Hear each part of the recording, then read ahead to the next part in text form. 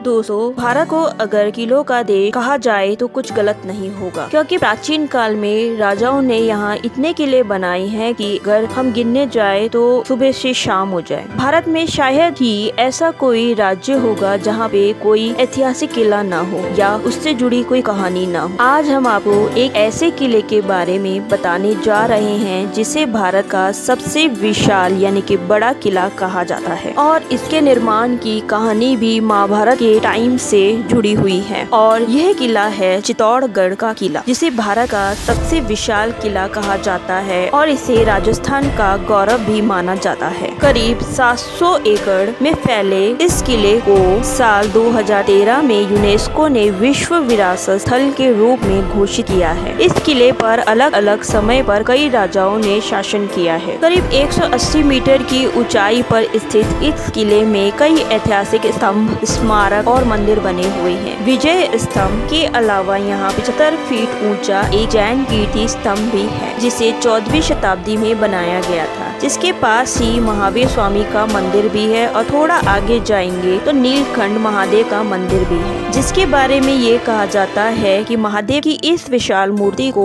भीम अपने बाजुओं में बांधे रखते थे। इस विशाल किले में प्रवेश करने के लिए कुल 7 दरवाजे बने हुए हैं और इन 7 दरवाजों को पार करने पर ही किले में घुस सकते हैं। इन 7 के नाम हैं पांडव पोल, भैरव पोल, हनुमान पोल, गणेश पोल, जोड़ला पोल, लक्ष्मण पोल और राम पोल। यहाँ मौजूद हर दरवाजे की एक अलग कहानी। यह तो हुई किले की बात, लेकिन चित्तौड़गढ़ का यह किला रानी पद्मावती के जौहर के लिए ज्यादा जाना जाता है। जी हाँ, यहाँ पे रानी पद्मावती ने अपनी कई हजार दासियों के साथ अपनी जान दे दी थी। आइए हम आपको इस कहानी के बारे में थोड़ा सा बताते हैं। यह किला रानी पद्मावती के साहस और गौरव बलिदान की गौरव गाथा का प्रतीक भी है, जिन्होंने अपनी आन बान और इज्जत पर आंच न आए इसलिए आग में कूदकर अपनी जान दे दी थी। दरअसल सिंहलदीप के राजा गंधर्व सेन और रानी चंपावती की बेटी पद्मावती चित्तौड़ के राजा रतन सिंह के साथ ब्याही गई थी। रानी पद्मावती बहुत ही खूबसूरत थी और उनकी खूबसूरती पर एक दिन दिल्ली के सुल्तान अलाउद्दीन खिलजी की बुरी नजर पड़ गई। अलाउद्दीन खिलजी किसी भी कीमत पर रानी पद्मावती को हासिल करना चाहता था, इसलिए उसने चित्तौड़गढ़ पर हमला कर दिया। सन 1303 में चित्तौड़गढ़ के लूटने वाला अलाउद्दीन खिलजी था, जो रानी पद्मावती को पाने के लिए इच्छुक था।